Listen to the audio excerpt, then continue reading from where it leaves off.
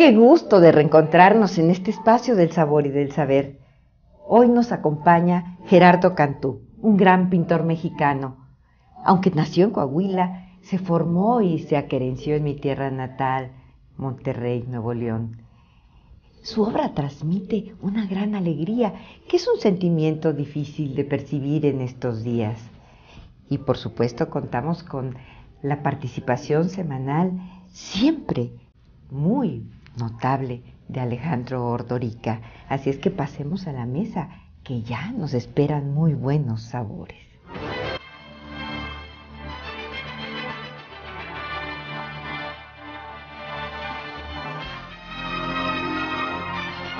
Por más admirable que pueda ser, no toda la pintura se disfruta, en el sentido de transmitir un sentimiento como la alegría y que además busque compartirla con el espectador. Ocurre con la obra de Gerardo Cantú, un artista que transmite la impresión de estar delante de sus cuadros o de sus murales. Con su trabajo creador proporciona un gran gozo, una felicidad que no cesa de manifestarse y de comunicarse limpiamente al que lo mira.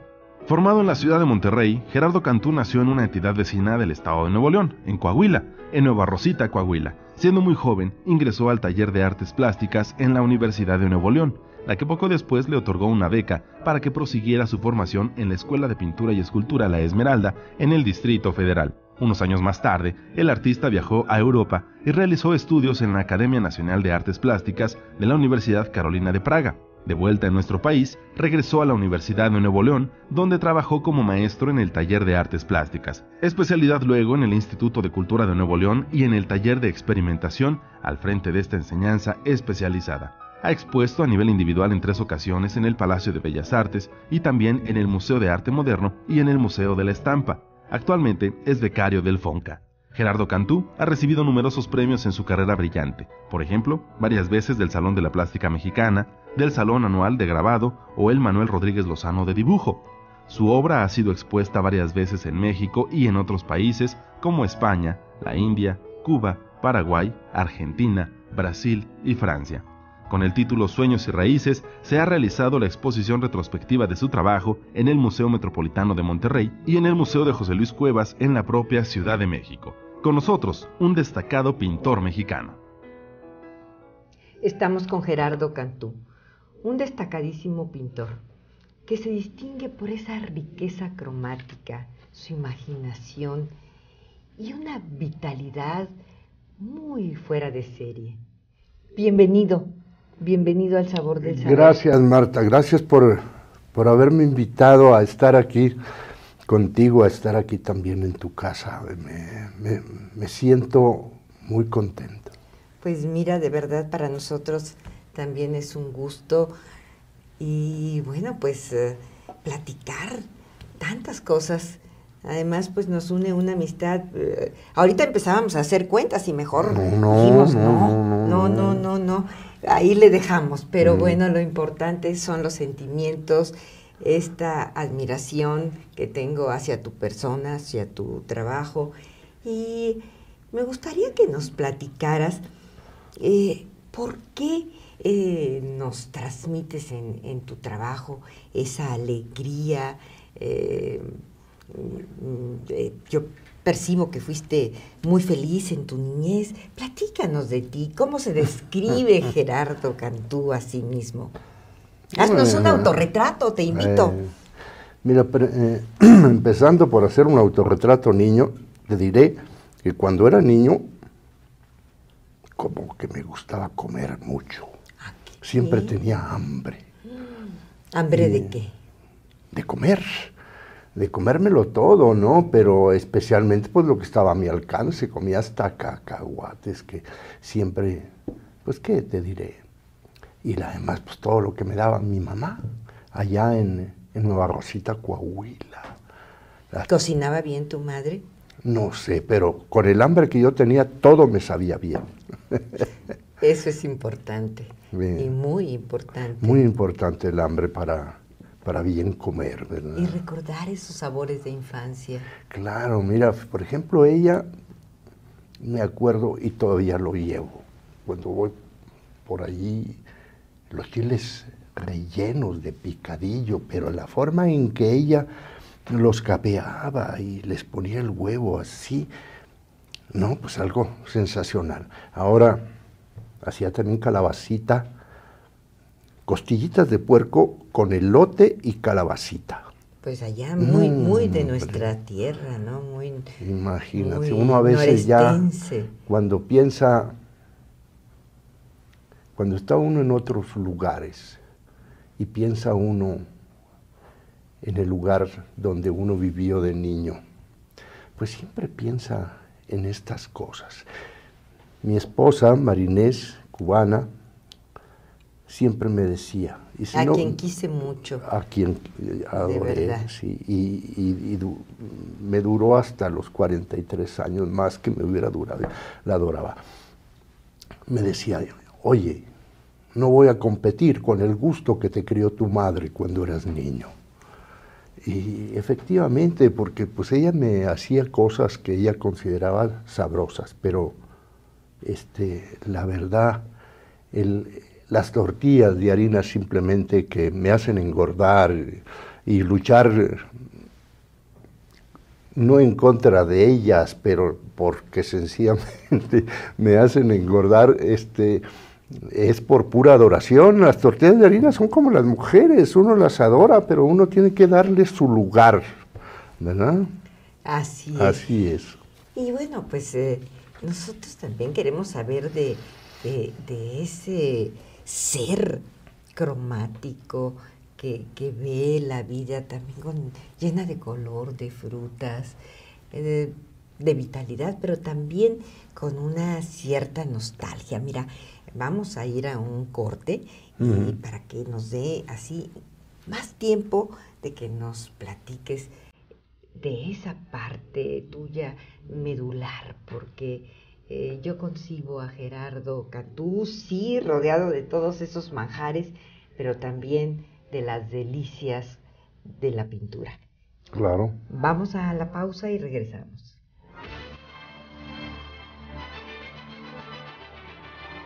Pues te invito a ese otro autorretrato. Ah, muy bien. Tú me invitas y yo te invito. Te invito, sí estoy, porque como mucho. Me gusta comer. A ver, ¿qué me preguntas tú, Marta? ¿Cuándo te supiste pintor? ¿Cómo nació esa gran pasión por el arte, por la cultura? Tienes una carrera brillante. Les digo que me preguntaban, ¿y cómo te iniciaste de pintor? Yo creo que desde antes de nacer, en el vientre de mi madre, ahí cerquita del ombligo, ahí empezaba yo a dibujar. Y después nunca me pregunté si podía llegar o no a ser pintor. ¿Para qué?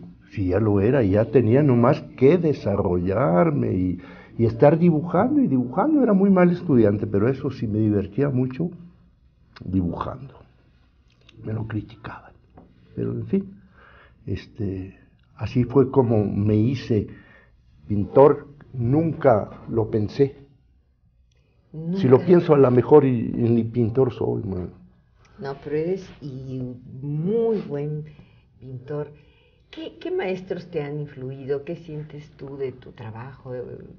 Así, con ese ojo tan crítico, ¿percibes alguna Mira, a mí me sucedió influencia?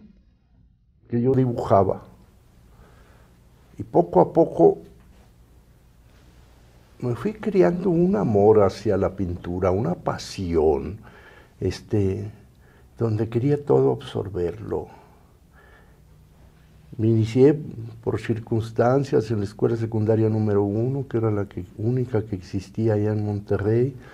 El director me llevó a la Escuela de Artes Plásticas de la Universidad de Nuevo León.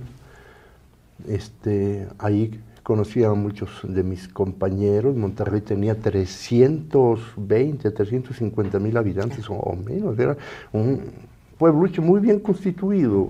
No como ahora, que ahora es un pueblote, pero muy mal constituido. En fin.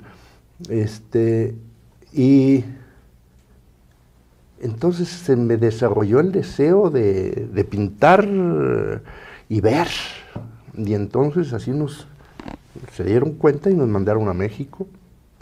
Llegué el año del Tuviste una beca. 53, el año del 53 a la Ciudad de México, becado por la Universidad de Nuevo León. Era una década maravillosa de posguerra y de posrevolución y de muchas cosas. ¿Cómo de cuáles?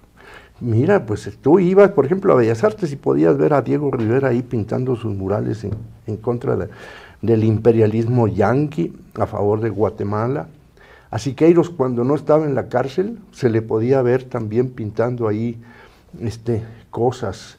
Y así era un momento del cine, la música, la pintura, que estaba en plena efervescencia. Inclusive también venían de todas partes del mundo a estar aquí en la Ciudad de México. La década de los 50 fue maravillosa. Yo pensé que así siempre iba a ser México. No, ya después ya cambia México y ahora somos demasiada gente aquí. Por eso me fui a Monterrey. ¿Y has encontrado ese cobijo en Nuevo León, esa calma, ese sueño que te habitó en esos días? Fíjate que sí. Sí. La gente... he pintado mucho y tengo una colección muy grande de cuadros. ¿Qué te diría? De dibujos, de grabados, de pinturas de regular tamaño, de pinturas grandes. Todo eso es una colección que le puse el nombre de mi esposa, que se llama Marinés, nada más. Ay, pues mira, vamos a irnos a la pausa y regresamos para que nos sigas platicando esas interesantes historias, de veras muy reveladoras. Regresamos. Pues sí, mi querido Gerardo, nos te estabas platicando que tienes mucha obra y además una obra profunda que transmite, pues sí, esta vitalidad, esta alegría, pero también nostálgica a ratos, ¿no? Llena de mensajes y de... Sí, yo creo que así como pinto un cielo, y quiero que sea cielo, y si es atardecer, y si es un cielo amarillo, como el que a veces se da allá en Monterrey, cerca de la Huasteca, cuando se pone el sol, qué hermoso, que ¿verdad? sea un cielo Intenso, naranja, así, hermoso. Esos de los que habló sí. Alfonso Reyes. Eso, ¿no? el mero, sí. Y si quiero, pues, pintar unas manzanas, como lo hacen algunas gentes así, ya que lo hacen muy bien. También quiero que esas manzanas, inclusive las corto así por la mitad para que se siente el jugo de las manzanas, que haya un regocijo, un gusto, flores, manzanas, mujeres, que haya una dicha de sentir las cosas y de vivirlas. Qué bueno que lo haces pero además logras transmitir esas emociones. Oye, y yo quisiera que nos platicaras cómo percibes hacia dónde va la pintura contemporánea, cómo la adviertes. No, pues tenemos un río revuelto de cuestiones, de conceptos, de ideas, de que por un lado hay algunas gentes que nos quieren convencer que poner un ladrillo así en un espacio, en una galería o en un museo, es una obra de arte. ¿Tú te rebelas ante eso? Ay, si no me revelo, qué bueno, lo detesto. Te felicito. Porque sencillamente eso no marca más que una decadencia. ¿Verdad que sí?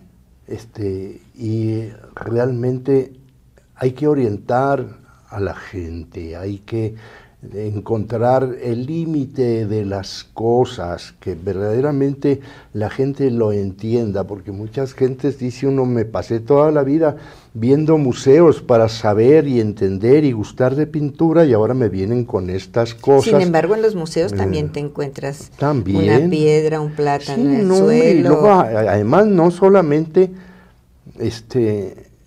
le dicen que es una obra de arte, sino que parece que le agarran una oreja y dice, es una obra. Por favor, Oye, ¿a dónde vamos? Y dime de la pintura regia, ¿existe un movimiento como tal?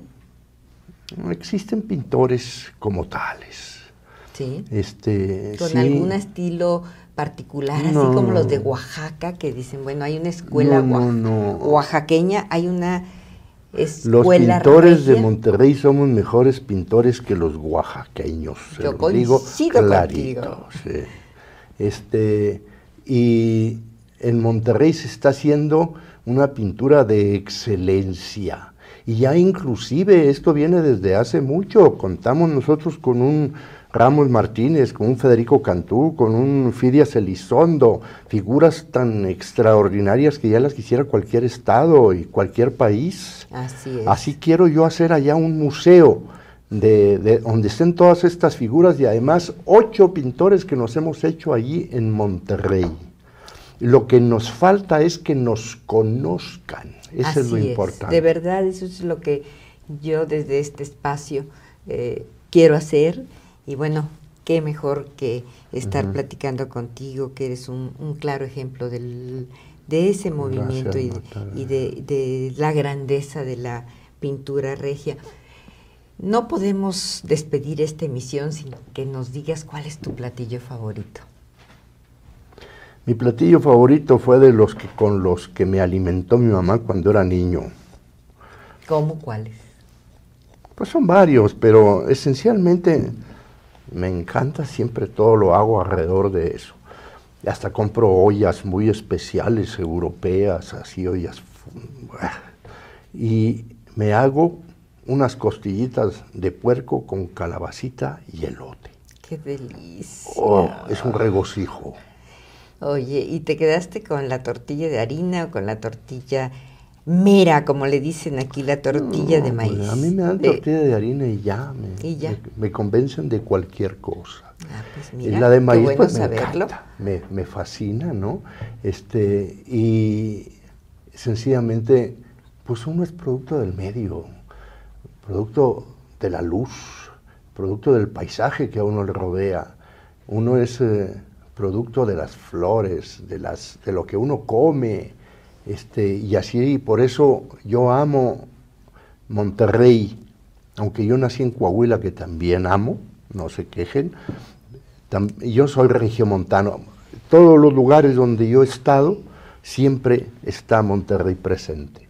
Pues no, qué bueno, y aquí lo trajimos ante nuestro público, a Claro. Monterrey, a través de las palabras y de las imágenes de Gerardo Cantú. Sí. Y bueno, pues ahora, gracias por haber De nada, estado con ¿no? nosotros. Gracias a ti Y al a sabor la del gente, saber y a la todo gente, nuestro equipo. Querer a la gente, eso es muy importante. Y bueno, pues ahora los invitamos a la participación que siempre la adereza de la mejor manera Alejandro Ordorica. Veámosla.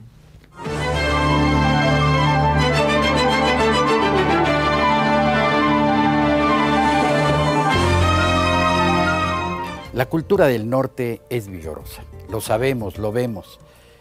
Y por eso hoy recuerdo también a un norteño de excepción, a José Fuentes Mares. Solo que no lo abordaremos hoy como historiador, que tiene una obra muy seria, muy reconocible y que habla pues justo de grandes figuras de la historia nacional. Pero vayamos hoy a ese Fuentes Mares lúdico, al hombre que también tiene dosis de humorismo y de sarcasmo y que nos deja un libro muy interesante que es Nueva Guía de Descarriados. Ese arte de comer y beber, pero con un enfoque diferente. Y así, por ejemplo, en su historia vemos cómo se va catalogando a la gula como uno de los pecados capitales. Fuentes Mares se acerca a esa visión y la critica. Y dice que la gula no tiene de feo más que el nombre, que a quién se le ocurrió incluirla en ese catálogo de actitudes o conductas pecaminosas. De ninguna manera. Él afirma, y miren con razón, que es el motor de la historia. y da un gran ejemplo. ¿Cómo no pensar en que gracias a la gula se descubre todo un continente? No fue la motivación surcar los mares para encontrar un paso más corto con el comercio de las especias. Y bueno, pues ahí está entonces él recordándonos cómo eso pues trae descubrimientos, hallazgos y muchas bondades para el mundo. Y claro, dice, hay pueblos que se exceden, pero en otros alimentos que no deberían de consumir. Y critica a Estados Unidos, que dice es el país que consume más leche del mundo y si se fijan, afirma, es el más guerrero, el más agresivo. El imperio norteamericano, que dice se sustenta en las supuestas bondades de la leche. Él critica, claro, que junto a la leche se beba agua y propone que siempre en la mesa haya un buen vino tinto. Así es que bueno, son recomendaciones que nos hace y también tiene muy presente cómo la comida puede incluso hasta ser el colofón de la vida de un hombre. ¿Cómo no pensar en ese sentenciado? Nos dice que pues le piden cuál es su última voluntad y él escoge un rico y suculento banquete. Y así Fuentes Mares va dándole puntadas a la historia y nos va sacando sonrisas, pero también nos da algunos momentos muy aleccionadores. Y yo diría que, como él dice, hay que saber ver antes de beber y en esa medida, igual parodiando su libro de Nueva Guía para Descarriados, habría que pensar en una guía que nos encarrile mejor, sobre todo cuando primero comemos con los ojos.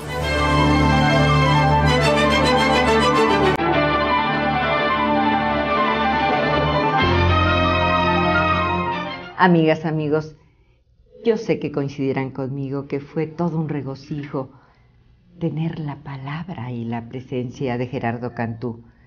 Los invito a que conozcan más su obra, sé que les va a gustar mucho. Gracias a Alejandro Ordorica por su rica participación y a todos ustedes por acompañarnos. Y les convoco a que nos acompañen en nuestro próximo programa lleno de saberes y sabores. Y despido esta emisión con un pensamiento que dice así: la cocina es un templo y sus hornos el altar. Que la luz los acompañe.